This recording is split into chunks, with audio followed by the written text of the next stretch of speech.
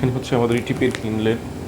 Factory থেকে West water যেটা পানি, এই পানি এই ইনলেট ট্যাঙ্কে এসে এখানে আমাদের প্রথম ধাপের ম্যানুয়াল বার স্ক্রিন দেখা যাচ্ছে। বড় যে কোনো ধরনের ময়লা এগুলো এখানে জমা হচ্ছে। এবং দ্বিতীয় ধাপে আমরা আরেকটি স্ক্রিন দেখতে পাচ্ছি ওই জায়গাতে। তো যেগুলো হচ্ছে কিছুটা আকারে বড়, এই ধরনের ময়লাগুলোকে আটকানোর জন্য, স্ক্রিনিং করে ফেলার জন্য দুইটি স্ক্রিন এখানে আছে। স্ক্রিনিং হওয়ার পর ইনলেট ট্যাঙ্ক থেকে এখানে আমাদের ইকুয়ালাইজেশন ট্যাঙ্কে চলে আসছে।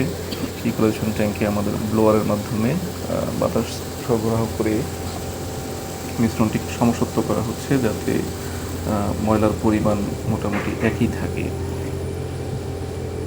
এইখান থেকে আমাদের দুটি পাম্পের মাধ্যমে, ওইখানে দুটি পাইপ দেখা যাচ্ছে, পাম্পের সাকশন, ওইখান থেকে ওই উপরের যে পিভিসি একটি পাইপ দেখা যাচ্ছে, এই পাইপ দিয়ে পানি এসে আমাদের স্লো মিক্সিং, র্যাপিড মিক্সিং ওই জায়গাগুলোতে পড়ছে।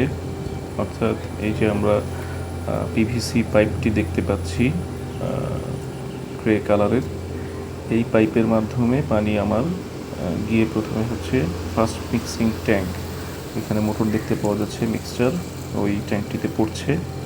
এবং এখানে আমরা চাইলে কেমিক্যাল ডোজিং করতে পারি যখন প্রয়োজন হবে, পলিউটেন্ট লোড অনেক বেশি হবে।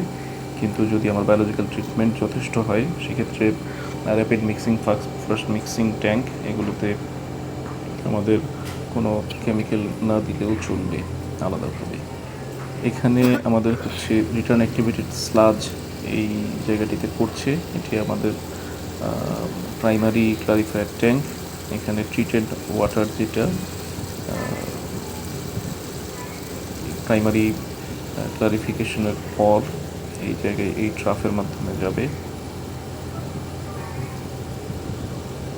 এইখান থেকে এদিক দিয়ে আমার বাম পাশ দিয়ে পাইপ রয়েছে, এই পাইপের মাধ্যমে এই অ্যারেশন ট্যাঙ্কগুলোতে পানি এসে পড়ে।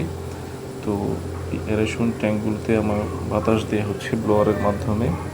এখানেই মূলত বিওডি, সিওডি, পলিউটেন্ট লোড এখানে কমে থাকে।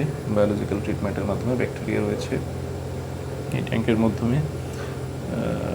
এই ব্যাকটেরিয়াগুলো আমাদের পলিউটেন্ট লোড যেগুলো বিওডি, সিওডি, এগুলো কনজিউম করে এবং আলটিমেটলি ট্রিটেড পানি আমার এই সেকেন্ডারি ক্লারিফায়ারে চলে আসে। এখানে একটি ব্যাফল স্ক্রিন দেখতে পাচ্ছি আমরা।